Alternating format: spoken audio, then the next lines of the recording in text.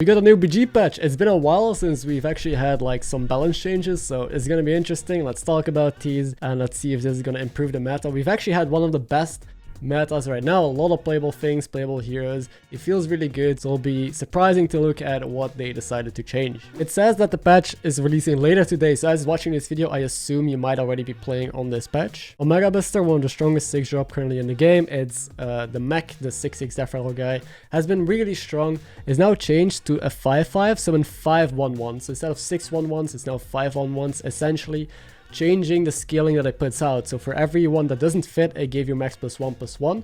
So instead of, well, if it dies and it only summons one mech, it would give your entire board of max +5/+5. Now at most, it can give +4/+4. So it's kind of like how they changed Goldrin from +5/+5 on your board to +4/+4.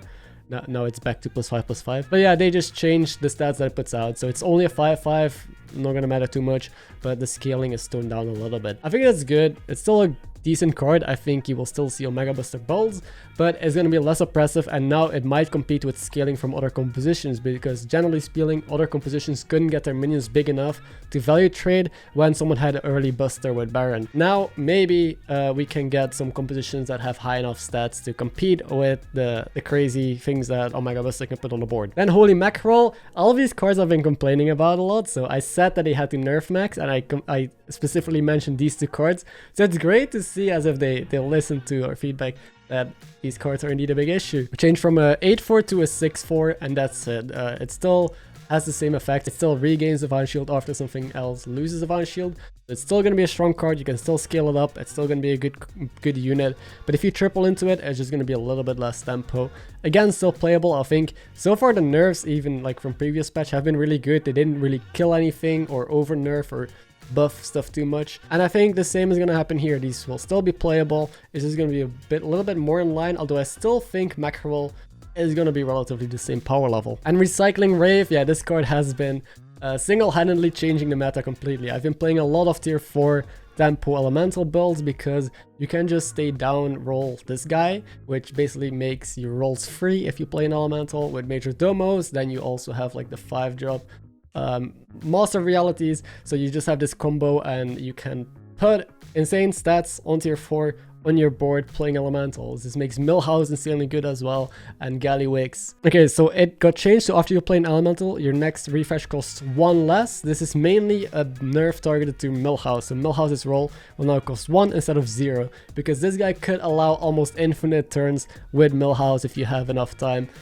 This means that most heroes still pull this off like properly. So if you play Gallywix, you'll still get the same amount of gold. The refreshes will still cost 0 gold. This is specifically targeted to Millhouse, which I'm fine with. I think I was a little bit too strong on him, but it's gonna actually have quite a significant impact on Millhouse, I think. So elementals are gonna be a lot worse on him. I think still playable to some degree, but yeah, you'll have to think a bit more about it, which is good, of course. Those are the 3 only changes. They are minor nerfs. I think they do make the game a lot more healthier. I think we were in a good state. One thing, I'll bring it up again, is heroes. We still need to see some nerfs to some heroes. Today, my 2 lost games that I played on stream. By the way, I'll stream on YouTube sometimes, so make sure you follow. I died both games to a Shutterwalk that had 3 6 drops. I faced a Shutterwalk, actually I can probably put a screenshot here of a Shutterwalk with 5 Omega Busters somehow. It was insane, and then I died to a Shutterwalk the game after that with 3 6 drops again. Like it's kind of stupid. They did nerf Shutterwalk, but it's still in high ranks too big of an issue.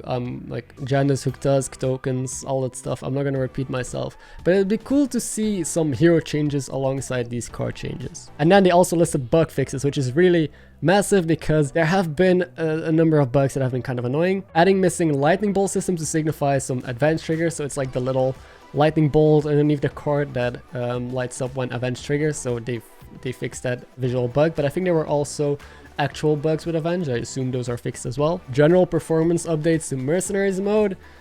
I mean, if you play Mercenaries, there have been a lot of bugs. Apparently they should fix a lot of them. Fix Diablo's Apocalypse capability. Yeah, I don't care about that. I actually expected a couple more bug fixes, like the floating gold bug is still there, the visual bugs, the game lagging. There's a lot of bugs that have been in the game for a while that I also tweeted a lot about. Those don't seem to be fixed, but hey, can't get it all in one day, right?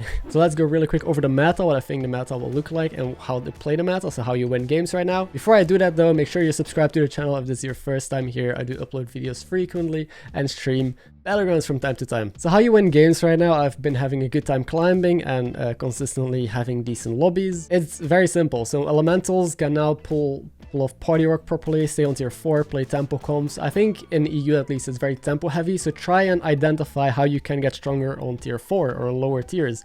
So mechs can do that with greasebots scaling, elementals have major domo. Tripling into 5 drops also isn't great right now. If you triple, try to take an early 4 drop and get something greedy like Dazzling Light Spawn or the guys that generate you cards with Avenge. Or try and hold for a 6 and go super greedy. I know with 6s you still have, well, the powerhouses like Omega Buster that can literally snowball the lobby in a few turns. So I think it's all about knowing how to be strong and how to play for tempo and knowing how you can set up triples, so staying down, collecting a lot of pairs, and power leveling and popping off into a couple 6 drops. Most tribes are playable, even Murlocs if you're a good hero or if you had an early brand.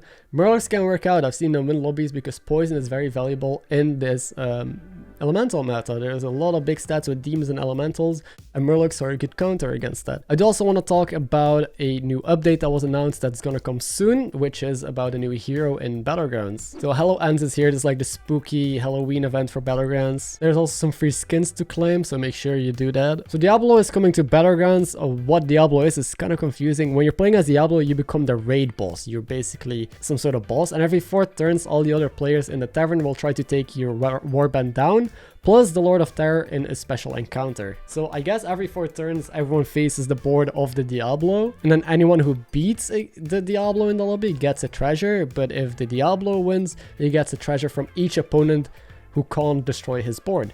I think this is gonna lead to some weird games where people are super weak on Diablo and everyone gets treasures, or Diablo is super strong and just farms treasures from everyone and completely steamrolls the lobby.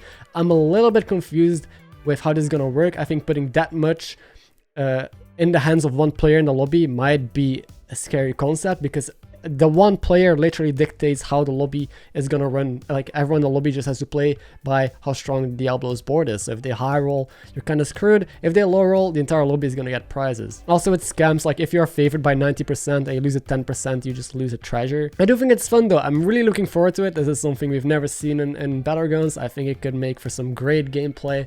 Of course, I gotta be critical and think about all the implications it can have and how it could maybe end up making lobbies sketchy and like run into issues, but it should be fun. It sounds a lot of fun and really cool. So that's all the info we have. We don't really have anything else that they wrote down that I can talk about, but I hope you're excited as I am. Thank you again for watching this video. Don't forget to like and subscribe and all that stuff, and have a good one.